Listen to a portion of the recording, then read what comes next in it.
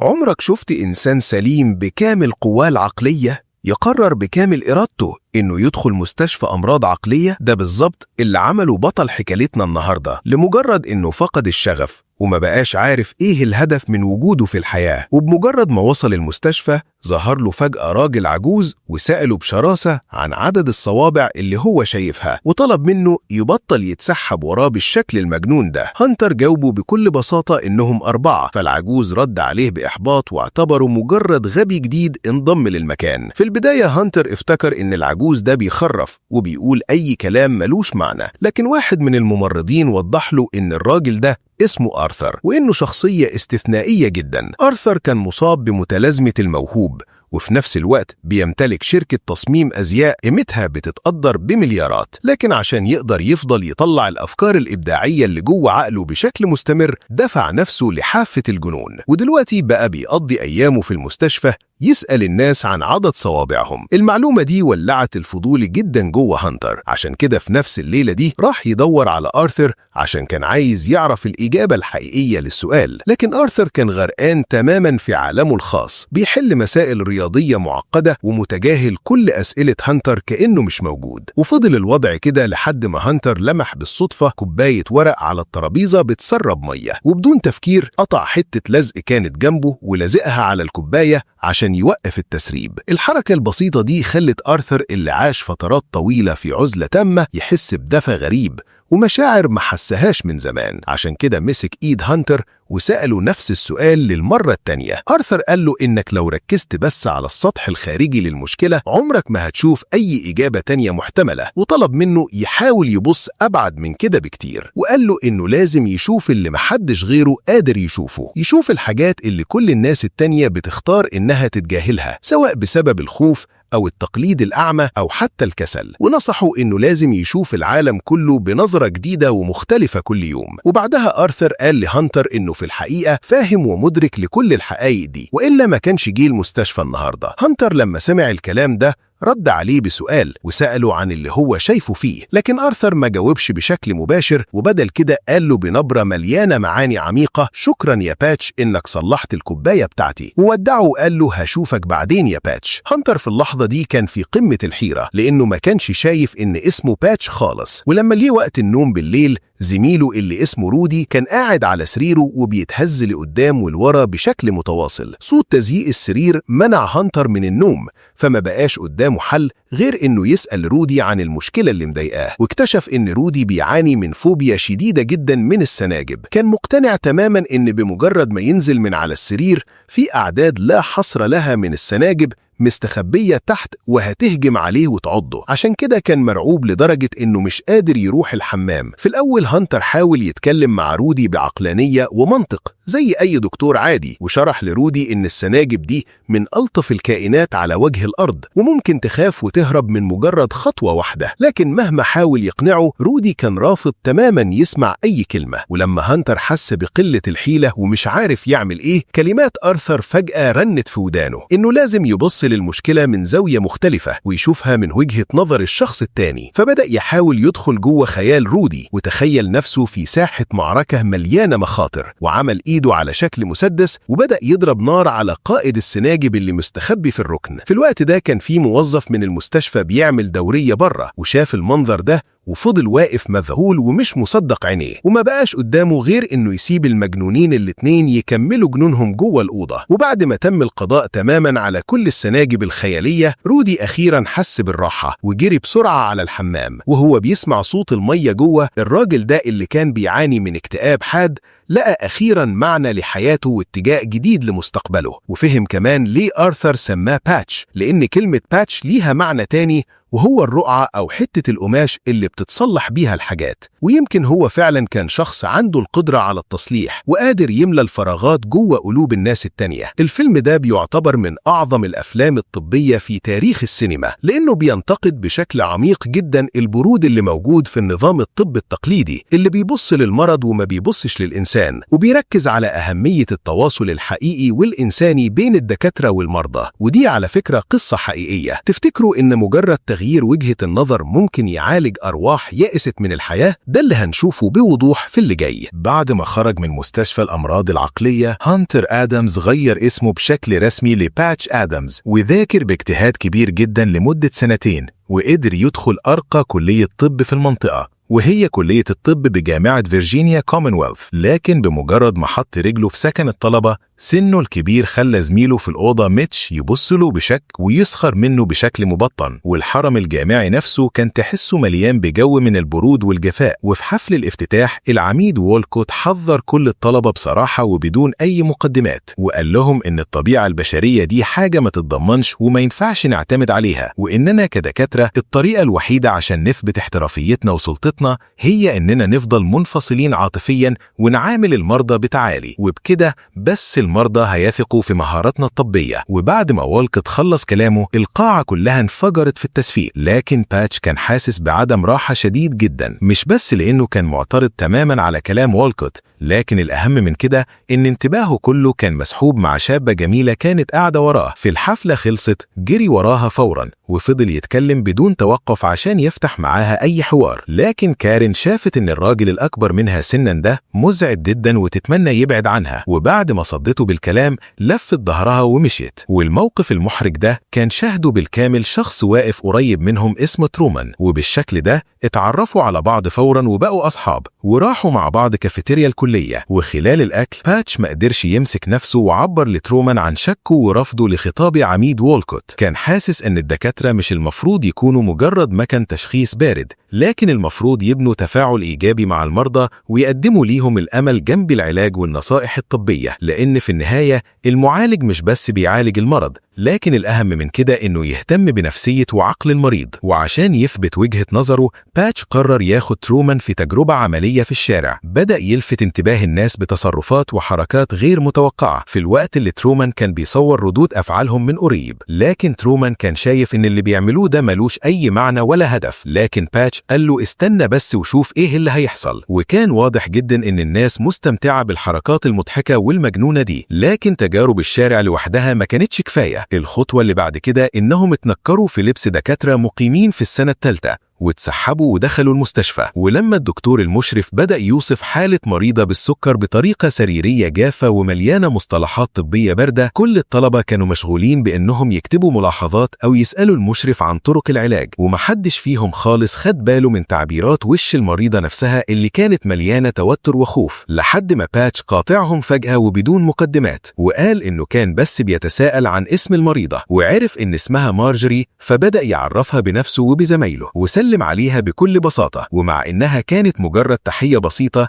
لكنها كانت عاملة زي طيار دافي سيح فورا جبل التلج والتوتر اللي كان جوه قلب المريضة. في نص الجولة، ترومان كان خايف جدا إنهم يتكشفوا، فعمل حجة واستأذن ومشي. لكن باتش كمل لفه في المستشفى وكان بيدور على ضحية تانية لتجاربه، وفجأة وبدون أي توقع لقى نفسه في وش العميد وولكوت، ومن كتر الرعب استخبى بسرعة جوه أقرب أوضة مرضى. ولما لف وشه، المنظر اللي شافه صدمه ووجع قلبه. لو لسه مكملين معايا ومندمجين في رحلة باتش، ما تنسوش تشتركوا في القناة عشان نعيش مع بعض حكايات تانية كتير. الأوضة كانت مليانة أطفال بيعانوا من سرطان الدم، وشوشهم كانت مطفية وما فيهاش أي ذرة من الحيوية اللي المفروض تكون في سنهم ده، والمكان كله كان متغطي بضلمة ورهبة الموت. قلب باتش وجعه جدا عليهم، ومشي بهدوء وراح لحد سرير بنت صغيرة ما سألهاش أي حاجة خالص عن حالتها الصحية، لكن اتبادل معاها الأسامي بكل لطف وحنية. وبعدين مسك مناخير حمرة من المطاط كانت جنبه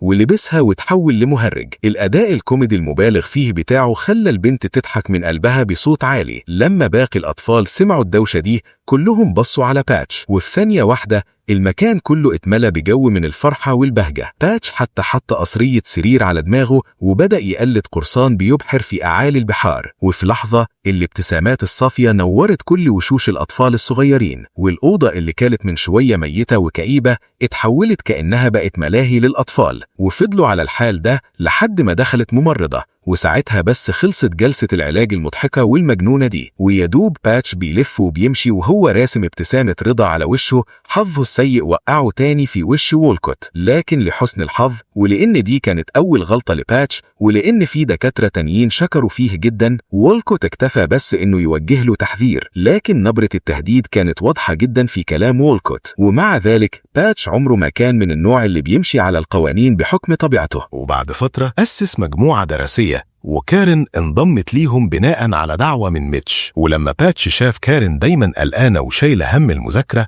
سألها بفضول هي ليه اختارت تبقى دكتورة. كارين ردت بصرامة وقالت إن أولويتها الأولى هي المذاكرة وبس، ومش فاضية تتكلم في أي مواضيع ملهاش لازمة. الرد ده خلى باتش يتحمس أكتر، وبدل ما يسكت سأل المجموعة كلها سؤال صريح: ليه الدكاترة دايما بيشيروا للمرضى بأسامي أمراضهم؟ وليه ما نقدرش نبني روابط وعلاقات حقيقية معاهم؟ هل الدكاترة هينفجروا مثلا لو عملوا كده؟ كارين بمجرد ما سمعت الكلام ده ندمت فورا إنها انضمت ليهم، لكن باتش جري وراها بسرعة عشان يشرح لها قصده، وقال لها إنه بس كان عايز يوصلها إن دراسة الطب مش المفروض تفضل محبوسة جوه الكتب، وإننا بنتعلم حاجات أكتر بكتير من المرضى نفسهم. ولكن كارين ردت عليه بحسم وسألته إذا كان خد باله إن مفيش غير 8 ستات بس من بين ال 163 طالب اللي في الدفعة، وقالت له إنها تعبت جدا عشان توصل للمكان ده ولازم تتعب أكتر بكتير عشان تقدر تستمر، وعشان كده هي مش هتضيع وقتها في نظرياته المثالية عن الدكتور الطيب. وبعد ما خلصت كلامها ركبت عجلتها ومشيت. يا ترى الإصرار والجدية بس هم اللي بيصنعوا النجاح ولا في سر تاني ممكن يغير كل الموازين؟ خليكم معايا. لكن روحها المستقلة والجدية دي شدت باتش أكتر وأكتر، وبدأ يطاردها بشغف وحماس، وده اللي زود كره ميتش لباتش أضعاف. لكن كارين فضلت باردة زي التلج وما بتديش أي رد فعل. وفي نفس الوقت باتش عمره ما نسي الأطفال اللي محتاجين رعاية، وكان دايما بيروح يزورهم في المستشفى بلبس غريب ومجنون. حتى الممرضات اللي كان معروف عنهم الشدة والصرامة ما قدروش يمسكوا نفسهم من الضحك على باتش، فما بالك بقى بالأطفال الأبرياء. عشقوا الدكتور الغريب والكوميدي ده جدا، وفي وجود باتش كانوا كأنهم بينسوا كل وجعهم وما بيحسوش غير بالفرحة وبس. وحتى شغل الممرضات بقى أخف وأمتع بكتير من الأول. ولما نتيجة الامتحانات النهائية طلعت محدش كان متوقع أبدا إن باتش المستهتر دايما هيطلع التاني على الدفعة، في حين إن كارين المجتهدة جدا كانت في المركز الأخير. الموضوع ده جرح كبرياء كارين جدا وخلاها تموت من الفضول عشان تعرف إزاي الشخص الغريب ده بيذاكر. والمرة دي باتش ما طولش في الشرح، وبكل بساطة طلع مناخير حمراء من المطاط وقال لها إن الموضوع مش مقتصر على الأطفال بس، لأ ده مع أي حد. وضح إن المرضى بيفتحوا قلبهم ليه وبيشاركوه أحلامهم وخيالاتهم، ولو قدر يوصل للموضوع اللي بيفرحهم وشوشهم بتنور في لحظة. في اللحظات دي ما بيركزوش خالص على الألم، بل يمكن ما بيحسوش بيه أصلا. كان واضح جدا إن كارين مش مصدقاه قوي، فباتش طلب منها تلبس المناخير وبعدين رفع مراية قدام وشها. في الأول كارين حاولت تكتم ضحكتها، لكن في ثواني منظرها المضحك خلاها تنفجر من الضحك. ومن اللحظة دي بدأت تصدق شوية في نظريات باتش اللي كانت بتبان مجنونة وملهاش معنى. وفي نفس الليلة باتش خدهم واتسحبوا في السر للمستشفى، وحط مسدس هوا في ايد راجل مسن حالته كانت متأخرة جدا. ولما الراجل فاق رموا بالونات كتير على شكل حيوانات في الهوا وعملوا له رحلة صيد ارتجالية في أدغال أفريقيا. صوت فرقعة البالونات كان عامل زي الألعاب النارية، وزين الأوضة كأنها عالم خيالي ساحر، وجاب الفرحة كمان لباقي المرضى كبار السن اللي في الأوضة. ممرضة كانت في النبطشية سمعت الدوشة وحبت تروح تشوف في إيه، لكن رئيسة الممرضات منعتها لأنها كانت خلاص اتكبلت طريقة باتش الفريدة في العلاج بالضحك. ومع اختفاء صوت الفرقعة ابتسامة رضا ظهرت على وش الراجل العجوز. شكر باتش وزمايله من كل قلبه وقال لهم إن رحلة سفاري في أفريقيا دي كانت حلم حياته كله، ورغم إن الحلم اتحقق بالطريقة الغريبة دي لكنه خلاه حاسس بالرضا ومش ندمان على حاجة. ولما باتش خد باله من ست عجوزة في السرير اللي جنبه سألها عن أمنيتها، قالت له إنها وهي صغيرة أمها كانت دايما بتخليها تمد إيدها في الحلة عشان تلمس المكرونة الطرية وتشوفها استوت ولا لأ، وعشان كده كان دايما حلمها إنها تعوم في حمام سباحة مليان مكرونة. ولما كارين شافت اللمعة اللي في عين الست العجوزة وهي بتتكلم فهمت أخيرا إن حركات باتش عمرها ما كانت مجرد لفت انتباه أو استعراض، لكنه كان بيزرع الأمل في حياة المرضى بالحب والفرحة، وفي نفس الوقت بيفهم حالتهم بشكل أعمق. ويمكن هو ده بالظبط السر ورا درجات باتش العالية. وهم راجعين باتش اعترف بمشاعره لكارين مرة تانية، والمرة دي كارين برضو ما وافقتش، لكنها كمان ما رفضتش بشكل قاطع، وبدل الرفض ابتسمت له بحنية وتمنت له تصبح على خير، لأنها كانت خلاص عاشت وشافت بنفسها سحر باتش الحقيقي. لكن هل السحر ده هيقدر يكسر كل الحواجز، ولا في قلوب مقفولة بضبة ومفتاح مستحيل تتفتح؟ ركزوا في اللي جاي. ومع ذلك حتى بالنسبة لباتش كان في مريض في المستشفى مسبب له صداع حقيقي. المريض اللي في أوضة 305 واسمه بيل كان مزاجه عصبي لأبعد الحدود. الممرضات كانوا بيترعشوا من الخوف وهم بيغيروا له الجرح، وكانوا بيخافوا أصلا يدخلوا أوضته. باتش حاول يغني عشان يهدي بيل ويخليه ألطف، لكن بيل افتكر إن باتش بيتريق على عجزه وإنه مش قادر يقوم، وطرده بره الأوضة وهو في قمة الغضب. ولما الممرضات شافوا باتش وهو مطرود ومكسور ما قدروش يمسكوا نفسهم من الضحك. أخيرا ظهر شخص باتش مش قادر يكسبه، لكن باتش ما كانش من النوع اللي بيستسلم بسهولة أبدا. وفي الأيام اللي بعدها فضل ينشر الفرحة في الأقسام التانية ويطبق فلسفته الطبية. للأسف الحظ عنده ووالكوت قفشه متلبس مرة تانية، ورغم إن باتش استخدم مصادر واتكلم بمنطقية شديدة، لكن والكوت وبخه بعنف وحذره وقال له إنه لو عايز يبقى مهرج يروح يشتغل في السيرك، وإن المرضى هنا مش محتاجين هزار وضحك، دول محتاجين دكاترة يكتبوا لهم أدوية ويعالجوهم من أمراضهم. ومنعوا تماما وبشكل قاطع إنه يزور أي مريض قبل ما يوصل لفترة التدريب في السنة الثالثة، وإلا هيتفصل من الكلية. وزيادة على كده والكوت شكك في درجات باتش في الامتحانات وقال إن في تقارير بتأكد إنه غش. باتش في اللحظة دي عرف فورا إن زميله في الأوضة هو اللي ورا المصيبة دي. الغضب سيطر عليه تماما ورجع السكن وهو في قمة العصبية، وواجه ميتش وسأله إزاي يتبلى عليه ويتهمه زور من غير أي دليل. واكتشف إن ميتش جاي من عيلة طبية عريقة جدا ومحطوط تحت ضغوط وتوقعات عالية جدا من وهو طفل، لدرجة إنه كسب جايزة تومسون المرموقة للإنجاز العلمي. وعشان يبقى الدكتور المثالي اللي أهله بيتمنوه كان بيذاكر ليل نهار وبيدرس حالات طبية ملهاش حصر، وكان بيحارب عشان ينقذ الأرواح في أصعب اللحظات. لكن باتش كان مقضيها لعب وهزار كل يوم، وفي الآخر بيطلع التاني على الدفعة. التناقض الصارخ ده خلى ميتش حاسس بحقد وغل كبير جدا، لأن دي كانت موهبة عمره ما هيقدر يوصل لها أبدا. وافترقوا وهم في أسوأ حالة من الخلاف. باتش حس بقلة الحيلة وما بقاش قدامه غير إنه يروح لترومان عشان يفضفض ويطلع اللي جواه. لكن المفاجأة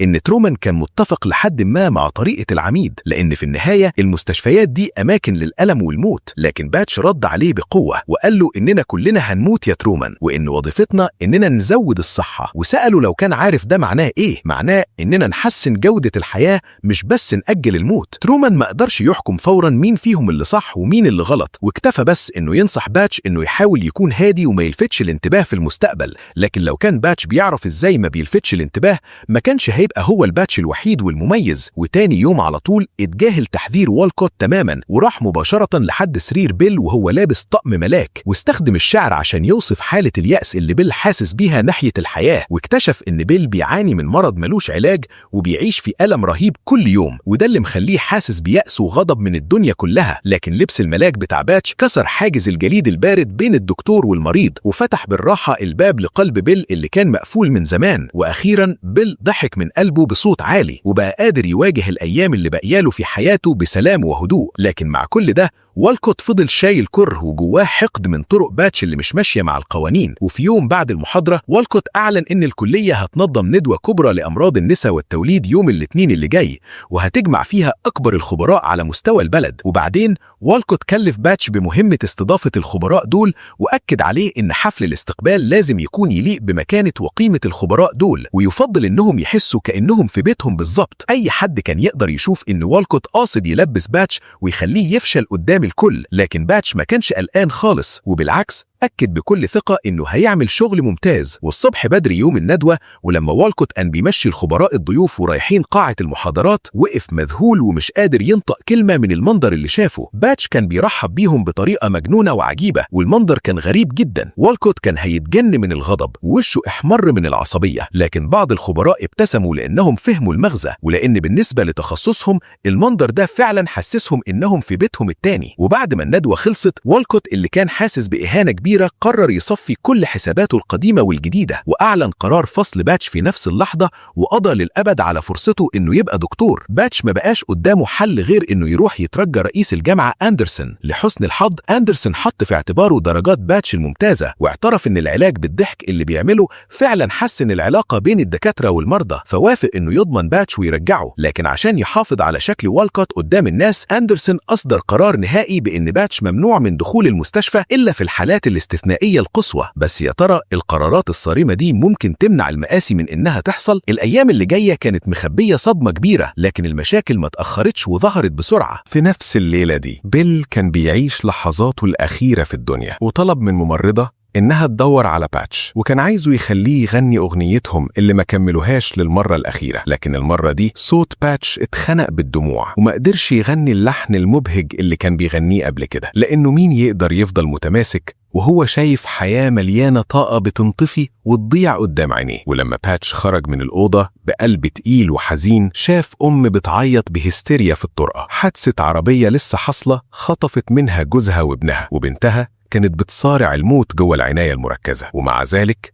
المستشفى كانت بتطالبها تخلص ورق روتيني ممل قبل ما تدخل تشوف بنتها. رغم حزنها وانهيارها التام، الروتين القاسي والمجرد من أي إنسانية ده صدم باتش جدا، ففضل يشتكي ويطلع غضبه لترومان وهم بياكلوا. والمفاجأة إن ناس تانية كانت قاعدة قريب سمعوهم، وبدأوا هم كمان يشتكوا من نفس النظام. وفي النهاية وصلوا لاستنتاج محبط جدا، وهو إنهم لازم يتجنبوا المرض بأي تمن. وفي اللحظة دي فكرة جريئة جدا اتزرعت جوه عقل باتش، بما إن الكل بيشتكي من المستشفيات، ليه ما يبنوش مستشفى متأسسة بجد على الإنسانية ومليانة بالحب والاهتمام؟ باتش شارك فكرته بحماس كبير مع كارين فهمت إن فكرة باتش جميلة جدا، لكن تنفيذها على أرض الواقع كان شبه مستحيل، لأنهم في النهاية لسه طلبة ومفيش معاهم أي فلوس تمول حلم ضخم زي ده. لكنها بوضوح كانت مقللة من حجم إصرار وعزيمة باتش. سنتين عدوا في لمح البصر، وباتش أخيراً أخذ حريته وبقى مسموح له يدخل المستشفى كدكتور مقيم في السنة الثالثة. وفي يوم وهو بيعمل مرور، شاف دكتور مشرف بيسأل مريض هو شايف كام صباع، والموقف ده فكره فوراً بصديق قديم. وبعدها بكام يوم، في يوم الصبح، أخذ كارين وراحوا لجرف جبل منظره تحفة، وهو باصص للغابة الخضراء اللي تحت أعلن بحماس إنه ده المكان المثالي لمستشفاه اللي بيحلم بيها. وبعدين نزلوا لكوخ قديم ومتهالك في حضن الجبل، واكتشفوا إن الكوخ ده في الأساس ملك لآرثر بتاع مستشفى الأمراض العقلية، واللي وافق بكرم شديد إنه يسلفوا الباتش ببلاش لحد ما يجمعوا فلوس ويشتروه. في الأيام اللي بعد كده باتش جاب مجموعة من أصحابه اللي مقتنعين بفكرته، وبدأوا يجددوا الكوخ مع بعض. وبعد فترة قصيرة المستشفى اللي كلها حب وأمل دي كملت، وبسرعة جدا اتزحمت بالمرضى. اللي كانوا بييجوا هناك هم الناس الفقراء اللي مش قادرة تدفع تمن العلاج أو اللي ملهمش بيت، وهناك كانوا بيساعدوا ويشجعوا بعض، والمكان كان مليان بالدفى والصداقة. المستشفى كلها كانت عاملة زي جنة مليانة بالسعادة. لكن الأوقات الهادية عمرها ما بتدوم. في يوم من الأيام مريض نفسي عنده ميول لإيذاء نفسه وصل المستشفى. من أول نظرة كارين حست بخنقة وإحساس شؤم غريب ملوش تفسير، وكانت عايزة ترفض دخوله. لكن باتش قال لكارين إنه هو كمان شخص غريب، ولو هم ما قابلوهوش هنا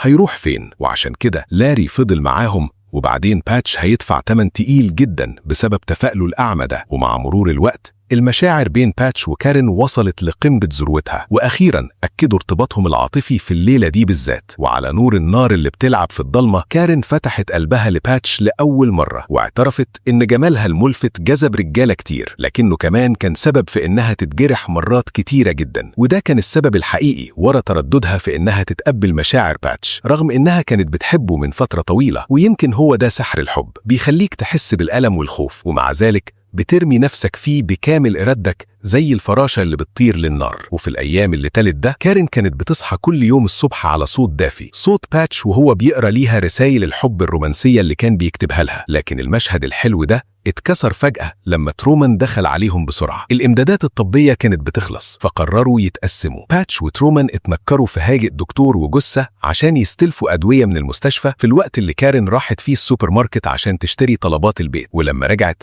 لقت رسالة من لاري بيطلب فيها المساعدة. في الأول اترددت، لكن لما افتكرت كلام باتش من اليوم اللي قبله حست إنها لازم تعمل حاجة، وما كانتش تعرف خالص إن دي هتكون لحظة الوداع الأخير بينهم. حياة كارين انتهت للأبد في الصيف اللي كان مليان بالأمل ده. الصبح بدري في اليوم اللي بعده أندرسون استدعى باتش. في الأول باتش افتكر إن عمليتهم بتاعت بالليل اتكشفت، لكنه بدل كده سمع الخبر المفجع عن كارين. في اللحظة دي روحه كأنها اتسحبت منه تماما، وعينيه اتملت باليأس والفراغ الشديد. كان عارف إن تفاؤله الأعمى هو اللي قتل حبيبته، وفي يوم الجنازة استخبى بعيد ورا شجرة كبيرة، وبعد ما الناس كلها مشيت ظهر بخطوات بطيئة وهو بيكتم دموعه، وقرأ لكارين رسالة الحب اللي ما كملتش. الحياة عاملة زي النهر السريع، الضفة الشمال شايلة ذكريات مستحيل تتنسي، والضفة اليمين فيها مستقبل بعيد ومجهول، واللي بيجري في النص بينهم هو الحزن والذنب اللي عمره ما هيقدر يهرب منهم طول حياته. اللحظة دي خلت حياته تفقد أي اتجاه من تاني، وأخيرا فهم الحقيقة اللي ورا كلمات والكوت الباردة. الطبيعة البشرية فعلا لا يمكن الوثوق فيها، عشان كده باتش قرر يحل المستشفى الخيري ده فورا ويقفله. ترومان حاول بكل طاقته يمنعه ويقنعه يغير رأيه، لكنه ما قدرش يوصل لقلب باتش المكسور. ترومان قال له إن الناس كويسة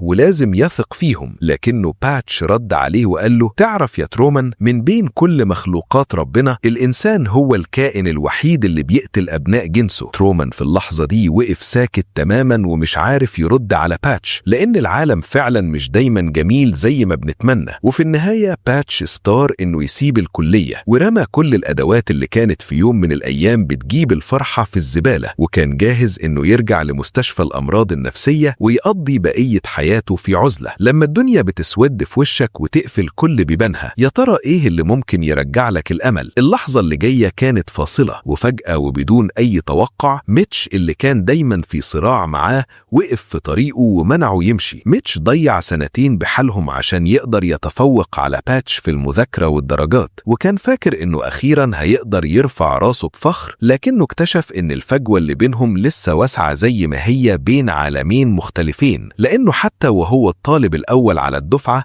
ما قدرش يلاقي أي طريقة تساعد ست عجوزة بتحب تاكل بإيديها إنها تستمتع بوجبة محترمة. لكن في الوقت ده باتش كان فاقد الأمل تماما، ومشي وسابه بخطوات حاسمة وعينين فاضية ما فيهاش حياة. ولما وصل للجرف اللي هو وكارين وقفوا عليه لأول مرة يتفرجوا على المنظر، صرخ بأعلى صوته للسماء وسأل ليه ربنا ظالم بالشكل ده، وليه كل حاجة بتتاخد منه. مفيش حاجة ردت عليه غير صوت الرياح القوية اللي بتصفر في الجبل. وفي قمة يأسه عينين باتش نزلت على الهاوية العميقة اللي ملهاش قرار تحتيه، ويدوب كان بيجهز نفسه عشان ياخد الخطوة دي ويرمي نفسه. فراشة شكلها يجنن وقفت على الشنطة بتاعته، وبعدين استقرت بهدوء على صدر باتش كأنها بتقوله إن قلبك لسه مليان بالحب والدفى. وبعد ما رفرفت بجناحاتها الفراشة بصت في عينين باتش، وذكريات الماضي كلها رجعت وهجمت على عقله. كارين كانت قالت في يوم إنها بتتمنى تبقى فراشة حرة ومفيش حاجة تهمها وتطير براحتها بين السماء والأرض، ودلوقتي أمنيتها أخيرا اتحققت. ولما باتش شاف ده جات له لحظة إدراك ونور فجأة في عقله، وراح فورا للمستشفى وأخد معاه ميتش والسيدة كينيدي اللي كانت رافضة تاكل، وراحوا قدام حمام سباحة ضخم. ولما السيدة كينيدي شافته مليان بنوع المكرونة المفضل ليها عينيها لمعت بفرحة صافية. وفي وسط هتافات وتشجيع الناس الحماسية السيدة كينيدي كأن شبابها رجع لها من تاني، نزلت وعاشت في حلم طفولتها بسعادة بالغة، وأخيرا حياتها اكتملت وحست بالرضا. لكن لازم نقول إن الإهدار المبالغ فيه ده كان تصرف فعلا غير لائق شوية، وعشان كده باتش استلم بسرعة قرار فصل ممضي من العميد والكوت. فدخل مكتب والكوت بعصبية واتخانق معاه بشدة، وتجاهل تماما محاولات السكرتيرة إنها توقفه، وشد ملفه الخاص عشان يشوف الحقيقة، واكتشف إن درجاته كانت تقريبا الأعلى على الدفعة كلها. أمال إيه بقى السبب اللي والكوت كاتبه عشان يفصله؟ السبب كان التفاؤل المبالغ فيه مع المرضى. باتش أدرك فورا إنه مستهدف بشكل شخصي ومقصود. ميتش اقترح عليه إنه يقدم طعن لمجلس الطب في الولاية، ولأن درجاته ممتازة ومكتوبة في الملف ممكن يكسب تعاطف لجنة الاستماع ويكمل دراسته. لكنه المفاجأة إن في الجلسة والكوت والكوت ما جابش سيرة أي خلاف قديم بينهم، وبدل كده اتهم باتش بشكل مباشر إنه بيدير عيادة من غير ترخيص، ودي كانت تهمة خطيرة جدا وحقيقة لا يمكن إنكارها. وفجأة القضاة بدأوا يميلوا لصف والكوت وسألوا باتش إذا كان فكر في عواقب إنه ممكن يتسبب في موت حد. باتش رد عليهم بكل هدوء وثبات وقال لهم أنا مجرد فتحت مزرعة للمساعدة المتبادلة، اللي بيجوا هناك هم فعلا مرضى لكنهم في نفس الوقت دكاترة لبعض، وكل واحد فيهم بيتحمل مسؤولية رعاية التانيين بكامل إرادته. وإيه المشكلة في الموت أصلا؟ الموت ده جزء محتوم من نهر الحياة الطويل، وهو المحطة الأخيرة لكل إنسان وشكل تاني من أشكال البدايات، وإننا نتقبل الموت ده بيخلينا نعيش الحاضر بشكل أفضل. وبعدين لف وشه لكل طلبة الطب اللي قاعدين ووجه لهم نصيحة وقال لهم إن معجزات كتير في الطب مش بتيجي دايما من المهارات المتقدمة أو الأدوية السحرية، لكنها بتيجي من العقلية المتفائلة والمشاعر الإيجابية. عشان كده من هنا ورايح خليكم متواضعين ومارسوا مهارات التواصل بتاعتكم باجتهاد، وابنوا روابط حقيقية وصادقة مع المرضى بدل ما تبقوا مهووسين بالشهادات والإنجازات اللي على الورق. وكمان ابنوا صداقات قوية مع الممرضات العظيمات اللي واقفين في ظهركم، لأنهم بيتعاملوا كل يوم بين الدم والبول، وخبرتهم وحكمتهم دي كنوز غالية جدا مفيش أي فصل دراسي يقدر يعلمها لكم. وبعدها باتش رجع بص للقضاة تاني وقال لهم إن مهما كان حكمهم إيه، تصميمه إنه يبقى أحسن دكتور في العالم هيفضل زي ما هو، مش هيتغير. كلام باتش خلى لجنة الاستماع كلها تغرق في صمت تام. قال لهم دلوقتي انتوا عندكم القدرة تمنعوني من التخرج وتقدروا تمنعوني من اني اخد اللقب والبس البلطو الابيض، لكنكم مستحيل تتحكموا في روحي يا سادة، ومستحيل تمنعوني من اني اتعلم، ومستحيل تمنعوني من المذاكرة. وبالتالي انتوا قدامكم الاختيار، يا اما تقبلوني كزميل مهنة متحمس وشغوف، او تقبلوني كشخص من بره صوته عالي ومتمسك برأيه. وفي الحالتين غالبا هفضل متشاف كأني شوكة في ظهركم، لكن بوعدكم بحاجة واحدة، انا شوكة عمرها ما هتتشال ولا هتختفي. دي ما كانتش مجرد مواجهة بين القوانين والإنسانية، لكنها كانت كمان معركة بين البرود والشغف. ويدوب القاضي كان هيقول الحكم، ترومان فجأة اقتحم الباب ودخل ومعاه مجموعة من الناس دول كانوا الأطفال المصابين بسرطان الدم اللي في المستشفى ومعاهم أهاليهم، وكلهم كانوا لابسين المناخير الحمراء المطاطية اللي كانت رمز للفرحة والأمل اللي باتش جابهم ليهم في يوم من الأيام. نظراتهم اللي ملهاش حصر دلوقتي كانت مليانة بامتنان كبير ومعقد، ورغم إن كان ممكن يتقال بينهم 1000 كلمة وكلمة، لكن نظرة ثقة واحدة كانت كفاية جدا عشان تعلن انتصار باتش. وفي النهاية مجلس الطب وصل لرأي بالإجماع، واعترفوا إن تصرفات باتش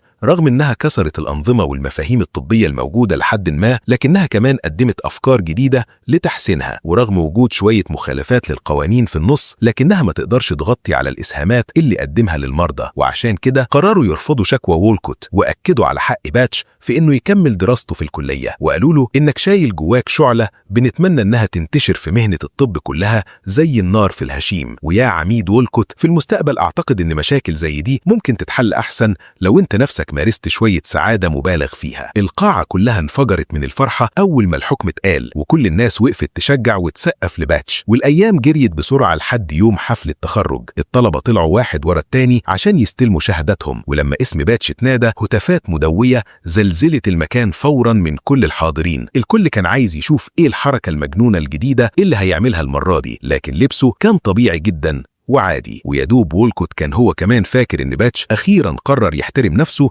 حصلت المفاجأة المعتادة من باتش وعمل حركته المجنونة. القصة دي اللي مليانة معجزات وأمل مقتبسة من التجارب الحقيقية للدكتور الأمريكي باتش آدمز، اللي اقترح العلاج بالضحك في فترة السبعينيات، وخلال ال 12 سنة اللي بعدها بنى بنفسه مركز رعاية طبية منزلية، ومن غير أي تأمين صحي أو أجهزة متقدمة قدم علاج مجاني لأكثر من 15,000 مريض من الفقراء. وبعدين اشترى 100 فدان من الأراضي في ولاية فيرجينيا الغربية، وكان بيخطط يبني مستشفى أكبر مخصص لتقديم خدمات طبية مجانية ومعاملة إنسانية لعدد أكبر من الناس. وفي الوقت اللي الفيلم ده اتعمل فيه كان فيه تقريبا 3000 دكتور قدموا استقالاتهم عشان ينضموا لقضية باتش. لكن للأسف روبن الممثل البطل اللي جاب الفرحة الملايين المعجبين ما قدرش في النهاية يهرب من قبضة المرض، وانتحر في بيته في سنة 2014 بسبب الاكتئاب وهو عنده 63 سنة. في الحقيقة فيلم باتش آدمز مش فيلم مثالي بيخليك تحس بالسعادة وبس، ممكن يكون مثالي بالزيادة، وحتى في أجزاء منه بتميل للميلودراما. وحتى الدكتور باتش آدمز نفسه انتقد الفيلم قدام الناس وقال إنه بالغ في الدراما، لكن محدش يقدر ينكر إنه فعلا شجع الناس تعيد النظر وتهتم أكتر بالعلاقة بين الدكتور والمريض. السبب اللي خلى باتش بتاع الفيلم يقدر يقوم من تاني من أوطى نقطة في حياته ما كانش بس بسبب إصراره على العلاج بالضحك، لكن الأهم لأنه فهم إزاي يلاقي قيمته الذاتية في تلبية احتياجات الناس التانية. هو خلى الأطفال يضحكوا بمناخير حمراء من المطاط، وزين حلم راجل عجوز بيموت بالبالونات، وحقق أمنية جدة بحمام سباحة مليان مكرونة. التصرفات دي اللي ممكن تبان تافهة كانت عاملة زي الرقع اللي بتصلح الأرواح المكسورة بتاعت الناس التانية، وفي نفس الوقت كانت بتخيط جروحه هو في هدوء. لكن الواقع أعقد بكتير من الأفلام. ممكن ما نبقاش عندنا موهبة باتش أو شغفه، ولا عندنا الشجاعة الكافية عشان نتحدى السلطة، وأكيد ما عندناش القدرة نغير المجتمع كله، لكن ده أبدا مش معناه إننا نقدر نستسلم بسهولة. زي ما باتش قال، الموت مش هو العدو، البرود واللامبالاة هم العدو الحقيقي. خليك فاكر، القوة الحقيقية عمرها ما كانت في إنك تكون شخص ما بيتغلبش، القوة في إنك تختار الطيبة بالرغم من إنك عارف عيوب البشر، وإنك تشوف قسوة الحياة ومع ذلك لسه عندك الجرأة إنك تراهن ببقية حياتك على حلم ممكن يبان مجنون. لأن الأمل ببساطة هو إن حد يفضل يعاند ويرمي بذور بتطلع ورد في وسط شقوق اليأس. يا ترى لو كنت مكان باتش كنت هتقدر تكمل بعد كل الصدمات دي؟ هستنى رأيكم في التعليقات، ولو عجبتكم الحكاية ما تنسوش تشتركوا في القناة وتستنوا فيلمنا الجاي.